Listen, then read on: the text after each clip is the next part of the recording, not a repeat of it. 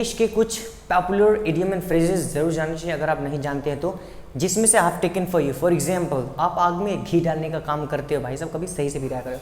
Hi everybody, today I am gonna teach you the great idiom and phrases with you now today, that is called add insult to injury. का मतलब क्या होता है, कोई जो bad situation होती है ना भैया, उसको अगर वर्स बना दे उसको बोलते हैं एड इंसल्ट टू इंजरी, जिसको हम बोलते हैं घाव पर नमक छिड़कना। Exactly, so this is called add insult to injury। exactly, जैसे भैया ये talking is just like adding insult to injury। भाई आपकी जो बातें हैं ना, ये बिल्कुल है कि जले पर नमक छिड़कने के बराबर है।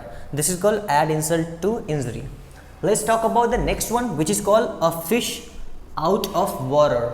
a fish out of water का मतलब होता है to feel uncomfortable, यानी कि अगर कोई uncomfortable होता है, ठीक है ना, तो उसको हम क्या बोलते हैं, अनकंफर्टेबल, उसको हम बोलते हैं ये अ fish out of water, uncomfortable, इस तरीके से uncomfortable. For example that, right, for example that आप दो लड़कों के बीच में नहीं बैठ पाते हैं, तो आप क्या कहेंगे, मैं क्या कहूँगा, oh my god you feeling a fish out of water. जैसे एक फिश यानी मछली को पानी से बाहर हम रख दे तो अनकंफर्टेबल फील करेगी, उसको चाहिए क्या, एक सही वातावरण, एनवायरनमेंट, यानी कि पानी।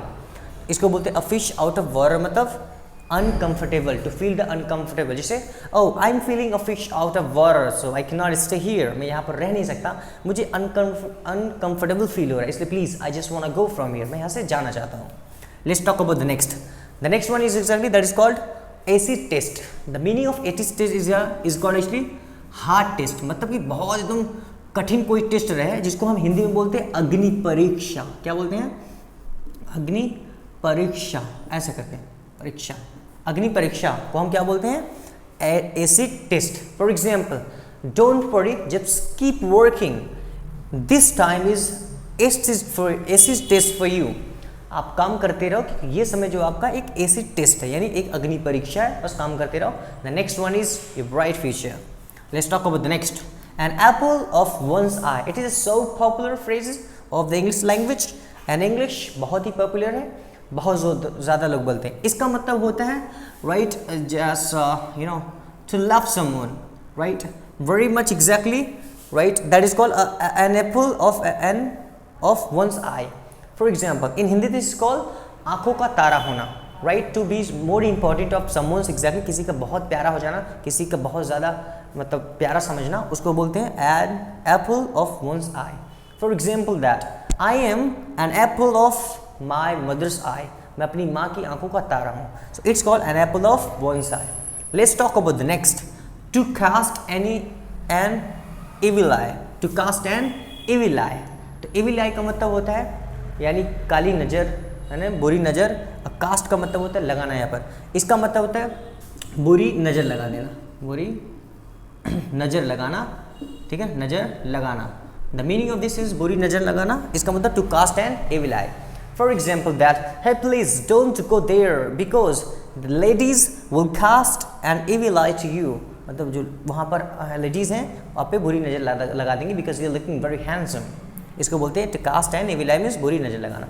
Let's talk about the next, to give a tight slap means to slap very deeply, fastly, hastily। बहुत तेज़ी से जबरदस्त तरीके, यानी कान के नीचे लगाना, जड़ देना, बहुत तेज मारना, that is called to give a tight slap, right। इसका मतलब होता है स्लैप। क्या होता है, स्लैप करना, थप्पड़ मारना कान के नीचे, something like this.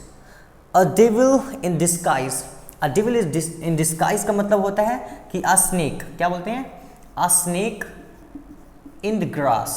A snake in the grass का मतलब होता है कि आस्तीन का सांप। जैसे फॉर एग्जांपल, ग्रास मीन्स घास होती है, और स्नेक मीन्स क्या होता है, स्नेक मीन्स सर्प होता है, यानी घास में सांप रहता है, अचानक जाओ आपको काट लेगा।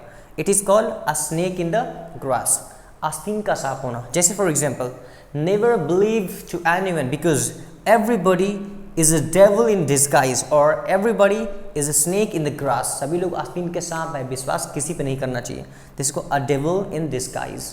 Next talk next, add fuel in the fire का मतलब होता है आग में घी डालना। It is just like similar to this, add fuel in the fire, आग में घी डालना, इस तरीके। जैसे फॉर एग्जाम्पल दैट, जैसे थोड़ा सा दो चार लोग आपस में झगड़ा कर रहे हैं, अचानक से कोई आया और ज़्यादा चीज़ें करने लगा, ऐसा जो है सब बहुत लड़ाई करने लगे हों, यार तुम्हारी बातें तो भाई तो आग में घी डालने का काम कर रही है, इसलिए please don't speak there because your words are just like adding fuel in the fire.